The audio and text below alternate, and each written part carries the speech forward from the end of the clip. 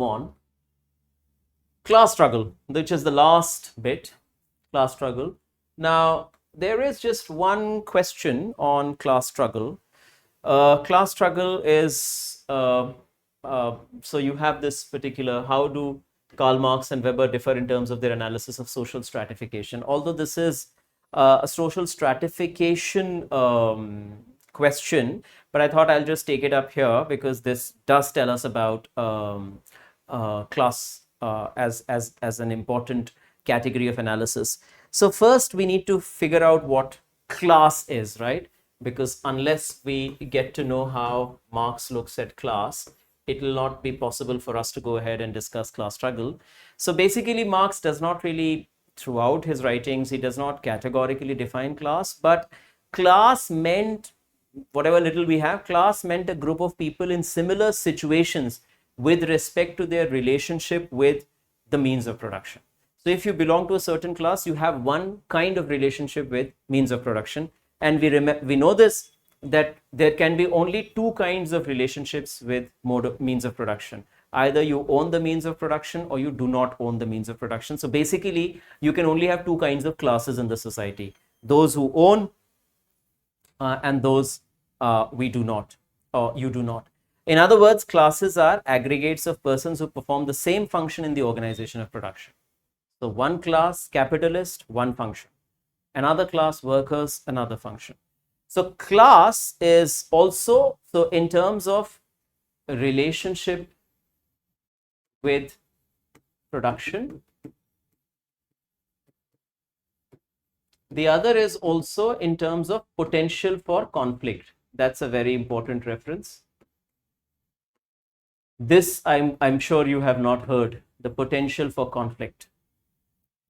So this is in terms of potential, meaning classes are groups with opposing interests. Now that's an interesting, so class is produced by a conflict that is inherent in capitalism, right? So this is all about groups with opposing interests. So in capitalism, there is an inherent conflict of interest between those who hire wage laborers and those whose labor is turned into surplus value. So those who hire wage laborers are capitalists, and those whose labor is turned into surplus value are workers. So there is a conflict. And remember, Marx is very clear that the proletariats do not become a class unless and until they acquire true consciousness, meaning when it goes from class in itself to class for itself. So the actual class is class for itself. Class in itself is not truly a class because it does not have the potential for conflict, right? So this is again something that Marx is very, very clear about. So basically, again, occupies a fixed place in the process of production, but what is important is that we essentially have a certain kind of potential for conflict. So that is something that we'll have to keep in mind. And for Marx, a class truly exists when people, I was just pointing this out, when people truly become aware of their conflicting relation to other classes. So without this awareness, they only constitute what Marx called class in itself. So class in itself is not really truly a class. When they become aware of the conflict, when they become aware of their subject position, that is when they truly become a class, because now they have developed that potential for conflict. And this is where class struggle actually acquires a certain meaning. Class conflict becomes a true reality of the society. So when Marx talks about class, he talks about three classes, but these three classes can be understood as predominantly two. So the first class that he refers to is owners of simple labor power. So these are laborers whose main source of income is labor. So these are workers. Then the second is owners of capital or capitalists, whose main source of income is profit or surplus value. That's the second class. Third is landowners, whose main source of income is ground rent. Now remember, although these are three classes, but actually these are two, because there is one who simply owns labor, and there are two other classes that own capital in some senses. So the class structure is three major classes: salaried laborers, workers, capitalists and landowners. But broadly speaking, society could actually be divided into two major classes, the haves. So haves are capitalists and landowners. And this is 19th century. We know this. Marx is writing in 1840s, 50s. So the landowners are still important. But nowadays, of course, it's just the capitalists and the workers. So this is, we need to understand that when Marx gives a theory of class, he does not simply give a theory of stratification, but he gives a comprehensive theory of social change. So whenever this is to do with a theory of social change, it's not simply about, so he's telling us what the society is like, how the society was, and how the society is going to change, because he talks about class in itself, to class for itself, and so on. So he's basically talking about how change is going to take place in human societies. Now from here, if you talk about class struggle,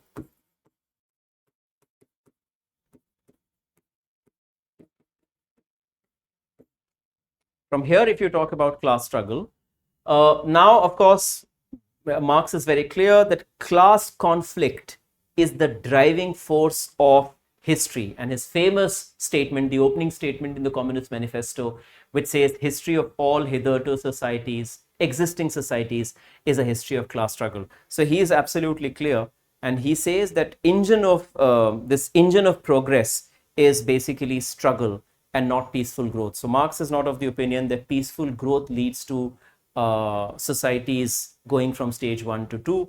For him, it is actually this struggle that contributes to progress of societies. So, and he is very clear that all previous existing societies, all previous existing modes of production, they were all characterized by class struggle. And he is clear that at various stages, class struggles were different, right? So you did not have the same class struggle in every mode of production. Every mode of production had its own peculiar, unique, specific form of class struggle. But the fact is, class struggle was there in every mode of production, in every setup. So he's very, very clear about that. There is no ambiguity when Marx is speaking about class struggle as an important historical reality of human societies. So class struggle is the confrontation that is produced between two antagonistic classes when they are struggling for their class interests. So the proletariats are struggling for their class interests, and the capitalists are struggling for their class interests. So they enter into this confrontational landscape. Now you have two classes, the bourgeoisie and the proletariat. The bourgeoisie is the name that Marx gives. It's a French name. He gives it to capitalists. Basically, they own the means of production and they employ wage labor. The proletariat, which is the worker, works for the bourgeoisie and sells their labor, right? So these are the two classes, and the conflict between the bourgeoisie and the proletariat is basically an important example of what we call the real material contradiction, meaning where exactly is the conflict? The conflict is in the realm of material basic economic needs. And so the contradiction also emerges. If you're talking about the struggle, this is also a certain kind of a contradiction that is between labor and capitalism,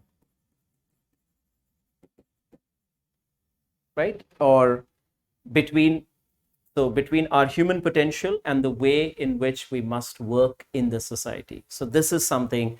So, and Marx is very clear that there is no way in which you can do anything about this contradiction. The only way in which, and this is only going to get worse, and the only way in which we can do something about it is by a certain kind of a praxis-oriented revolution. So he says it will only lead to proletarianization. Pretty much everyone will become a proletariat. Things will get much worse. And from there on, of course, through some consciousness, through some realization, people will take it upon themselves to emancipate themselves or liberate themselves. And you will have a new economic system, rationality, a new economic structure. And this is where you will not have class struggle, because basically classes won't exist.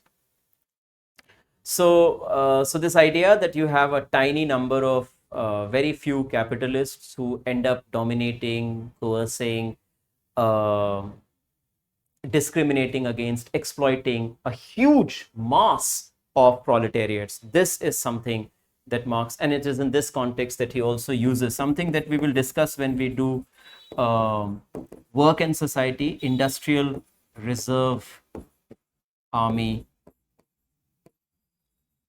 of Labor. So that's another industrial reserve army. Basically, again, so many who are massively exploited against. So the struggle of the workers becomes a class struggle only when all the foremost representatives of the entire working class of the whole country are conscious of themselves as a single working class. So class struggle is about a certain situation wherein every worker realizes that whatever is going on is not really in our interest. This is absolutely antithetical to our interests, to our lives, to our families, to our basic humanity. So that is something that contributes to true consciousness. And then, of course, they figure it out that there is no other way. All we need to do is just topple everything down and through a proper full-scale revolution. And only after that, there will be a new system that will get erected, which is a classless, stateless system. And only that system can actually help them get across. So this is something that Marx refers to when he's talking about class struggle. Generally speaking, he talks about 3 levels of class struggle. So there is, of course, the economic struggle. So this is where you have the antagonistic classes, struggle of the workers against their employers, which is the capitalists. Then there is also ideological struggle. That's another kind of class struggle. Now, in ideological struggle, the struggle is between the bourgeois ideology, which is the ideology of the exploiting class, and the proletarian ideology, which is the ideology of the proletariat class. So this is ideological struggle between 2 different ideologies, the capitalist ideology and the proletariat ideology. So this is done through publications, through radio, through TV broadcasts, electoral campaign, etc. Then there is political struggle. So this is another thing, confrontation produced between the classes in their struggle for political power. Now, this could be done in various ways. It can be done through armed insurrection. It can be done through popular war. It can be done through proper constitutional electoral campaigns. So these are 3 different ways: economic, ideological, and political. And in each of these planes, class struggle unfolds itself in different ways. Now, with this, we kind of ended the overall discussion.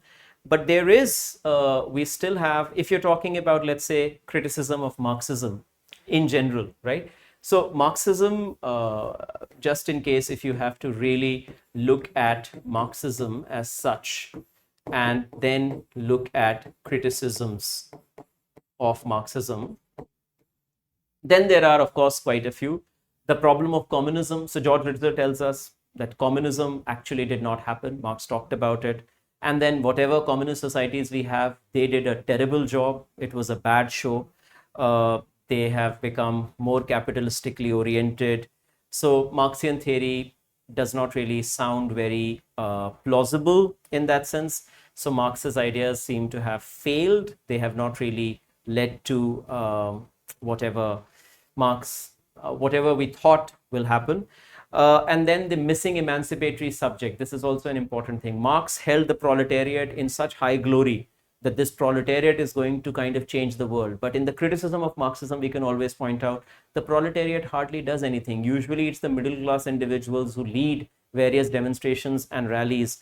And this proletariat who's going to change the world, as Marx says, this is completely missing. We have not seen a single proletariat who could really change the course of human history. So the missing emancipatory subject. Then, of course, the missing dimension of gender. In the Marxian theory, gender is hardly referred to, which is, of course, a disaster. And then Marx, of course, looks at economy. In Marxism of that sort, economy is only looked at from the vantage point of production, but it does not help in the times we live in, because now when we talk about economy, consumption is as important as production, if not more important than production. And then Ritzer also points out that Marxists tend to overlook other forms of conflict which are non-economic. So for example, conflicts that have to do with gender, conflicts that have to do with race, conflicts that have to do with caste, ethnicity, sexual orientation. These are things that Marxists don't really look at, which is a problem. Then the subjective interpretations of individuals are underemphasized, meaning a person's subjective interpretation of their class. How do I look at myself in terms of my class? How does a worker look at himself? How does a middle class person look at himself? So the Weberian idea of, entering into the actor's world of meaning, values, etc. This is something that they talk about. Then capitalism as an economic and political system has proven to be more durable. This is again something that Ritzer tells us. Marx thought capitalism will be over, but capitalism has turned out to be much more elastic, enduring, and intelligent. So capitalism is constantly evolving and evolving at an incredible rate, and it has become almost impossible for us to think about. As Frederick Jameson pointed out, that you can imagine the end of the world, but you cannot imagine the end of capitalism. Then we have commodity fetishism. Commodity fetishism is, again, if we are just to kind of, this is a question that was asked, commodity fetishism. It's also called fetishism of commodities. It's a 10 marker. Commodities are, what are commodities? They are products of human labor, but they can become separated from the needs and purposes of their creators. So although we produce them, we create them, but they can always be separated from us. So this is something that is very central to the production of commodities in capitalism. Now, in fully developed capitalism, the kind of capitalism that we have, this belief becomes reality as the objects and their maker and their markets actually become real. So there are so many products that are being made all the time, and the markets grow larger and larger, and they become more overwhelming and more overwhelming. So as a result, what happens is commodity acquires an independent status or existence. So there is an independent existence. It acquires an independent, almost mystical external reality. This is something that Marx writes about in Capital Volume 1. So Marx calls this entire process, the process through which commodity attains an independent, almost mystical external reality. He calls this fetishism of commodities. And fetish, the word he actually borrows from anthropology.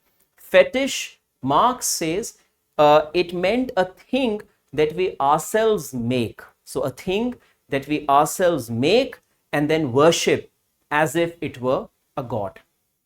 So a fetish can be defined as some sort of a display of an unusual devotion toward a material thing or object in the belief that it has extraordinary abilities. So when this kind of unusual devotion towards the commodity is there, it is called fetishism of commodities.